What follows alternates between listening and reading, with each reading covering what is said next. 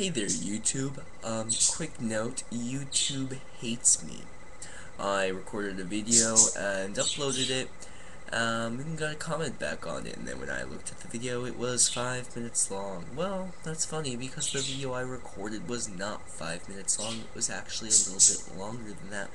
More like 10, 11 minutes, so guess what, YouTube? I get to do that video again. Yay!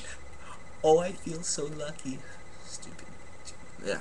Anyway, so this is going to be video numero 60. You like my Spanish, huh? I am good, yes.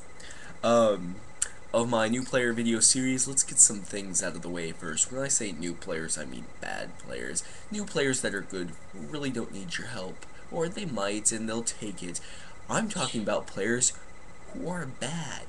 Who most people would just kick out, but I can't do that. It really, I mean, if they want to play, there's gotta be something you can do, and that's the assumption I'm operating under, that you can help and even want to help these players, and this is advice for that. And now over the years, birds again, I hate birds. Sorry. Over the years, I have had multiple bad players, and these people have been like the epitome of the bad player. Like every stereotyped bad player you can think of, they were in my games because I needed players. But now they were bad, but I managed to not completely fix them. They've got their flaws still, but I didn't work with them. I stopped working with them when I stopped using the big group. But you know, through some of the things that I'm giving to you guys, I did fix them pretty damn good. They're mediocre players now. They're not terrible. So you can fix them sometimes, and I'll get to that. But today, hopefully, I'm going to be talking about a hopefully controversial subject. Don't let your new bad players stat their characters. I'm going to tell you what I mean by this, and then I'm going to go into why and how you would do this. Do not let them give their character skills. Do not let them give their character feats. Do not let them give their character spells. Do not let them give their character stats. Do not let them give their character a class. None of that. They're not going to do any of it. Now, I know some of you, after me saying that, are going, oh, but then they don't really get to make their character. Shut up. Let me finish. They will be making their character. They just won't be statting them. Now, let me explain how you're going to do that. You're going to invite the player one at a time, and this is important, one at a time. You want one-on-one time with them. And you're going to begin to ask them questions. Now, this might take several attempts, but we're going to go through some of the problems that will come up while doing this. And while you're asking them questions, you ask questions along the line of, so, what kind of personality does do you want your character to have? And most of the time, they'll be like, like a fighter. And now your job is to roll with this, because they don't know a lot of the time, and even if they do, they're being reluctant, and it's gonna be like pulling teeth, but you can do it. Let's do it. They're like, well, no. So, you know, a fighter is what somebody does, and you know, they can have a lot of different backgrounds and personalities, and I mean, think of, you know, Conan the Barbarian versus, you know, some high-flown noble duelist. Both of them can fight pretty good, but you know, they're completely different personality-wise. I mean, so what kind of personality sounds cool to you? And that's the important. What kind of personality sounds cool to you? And they'll be like, I don't know. He's like, alright, well, you know, give me something, think of something. In what movie, what character did you think was really cool? What personality did he have? And why was that cool? Now, it's really important that you use movies. Movies, new bad players, they've seen movies, and they've liked characters in movies. Now, you ask them what was their favorite character, and what would they like to portray. And so, if they mention a character, you say, okay, now, why was that character really cool to you? Why did you like him so much? And it'll be like, oh, well, no, he was neat, he did this and that, and yeah, I thought he was cool. And you're like, alright, now, would you like to play a character who's like that? And they say no or yes. So this is what you do. You get their character's personality from them. But not only that, your main goal here is to get their character's experiences from them. Now, you can ask them questions and you can kind of hedge their responses based on what you need for your setting, but let's be very, very clear. They need to make their character. They need to be the ones putting the effort into making their character. Because when you spend time and when you spend effort on something, you grow an attachment to it. Just automatically, psychologically, you will become attached to it after spending so much time on it. Or even a little bit of time and a little bit of thought, a little bit of effort. And this is what we want. We want them to form a connection to the personality and experiences of the character they've created, so they need to make it. Very important point here. So, you ask them questions, you hedge their questions based on what you need, for your campaign. Maybe they say, oh yeah, and I ran into this type of monster and he attacked me and I just barely escaped.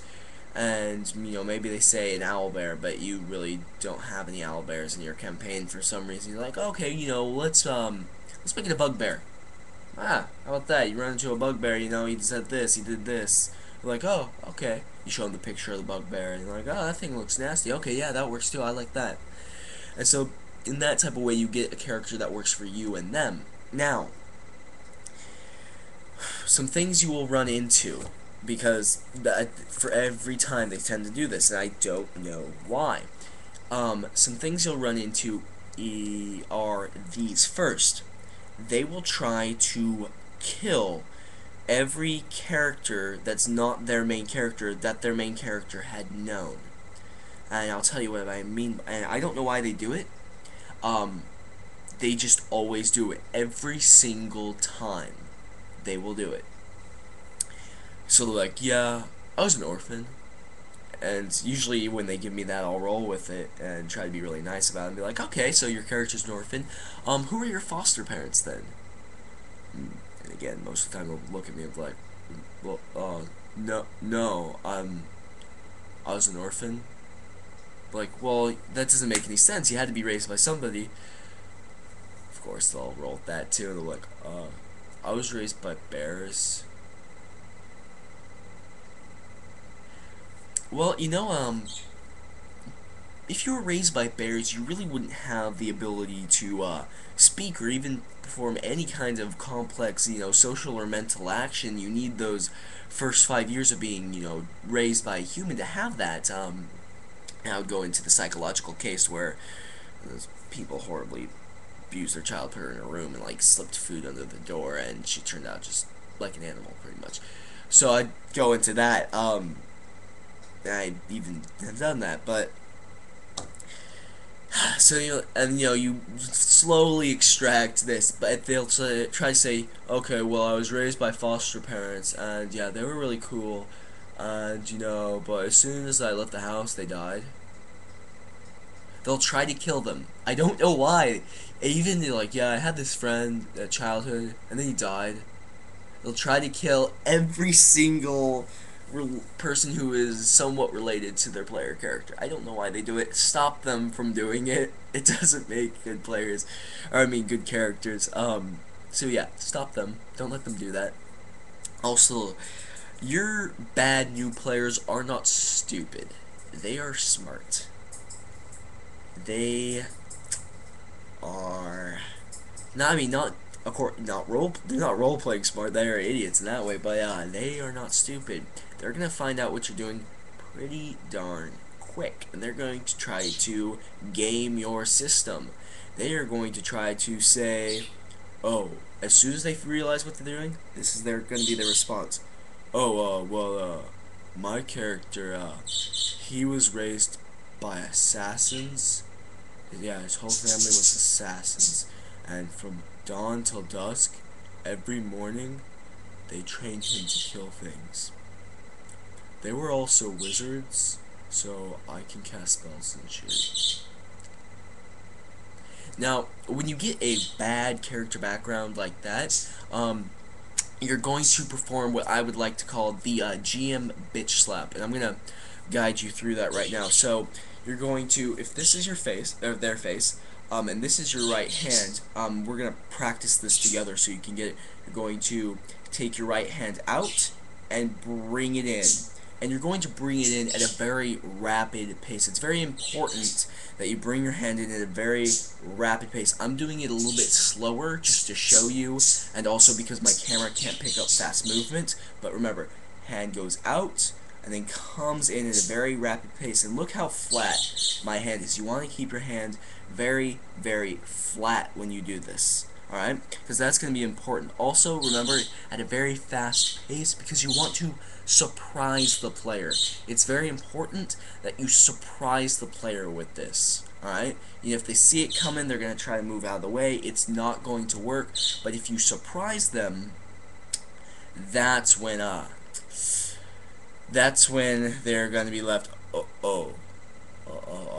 Now, this may take a couple of times, but it will get results. Of course, you could go the other way, the less awesome way, and explain to them, that character seems a little black and white to me, a little two-dimensional. Think about the other players. I mean, they've really given me a whole bunch of this and that, and even if your other players haven't, even if your other players have given you stuff that's just as crappy, pretend they haven't. Pretend they've given you something really, really good, and you guilt trip that son of a bitch. And you say, oh, well, the other players have given me all this different stuff, and, if you brought that to the table, I'm just not sure if you would be on par with everyone else, and that might detract from the game a little bit, so why don't we work on that a little bit? Why don't we change a few things there? And that's what you say. And you keep pulling crap like that and guilt-tripping him into submission in whatever way you have to, if you want to take the guilt trip way. And it works. It does work. And you force them to work on your character. Now, once you have his personality, his background, the people he knows, the people he's met, all these different characters that he's given you to put in your campaign, which is really helpful. It's less work you have to do. He's already created all these personalities, and how his character responds and acts to them, and how his character emotionally reacts all the time, and you've got this good character. You take that good character, and you take his experiences, and you take everything that player has said he learns, and you convert that into skills, feats, classes, stats, etc. Alright? And after you've taken that, and you remember, you want to take notes while they're talking. You want to take notes, write what they say down, write the important things down, and keep those in mind. And then after you've statted their character, you pick it up, you read it over, make sure they make any mistakes, and at the game you hand it to them and say, okay, based on what you said, this is your character. Look, you have this skill because of X background. You have, this feat because you said at this one time, and you had this one experience where you managed to do this, so you have that feat. And then you explain to them why, based on their background, that is their character. And now you do this for every player. No player gets to pick their stats, ever. At least until they become a good player.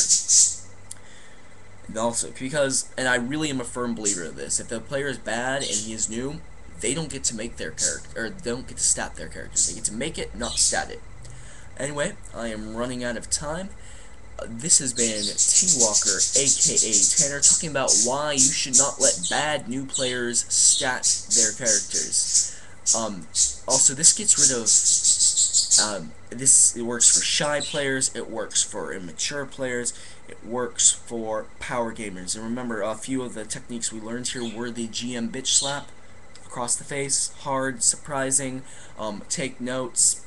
Alright, everybody, I'm running out of time. Have a good day.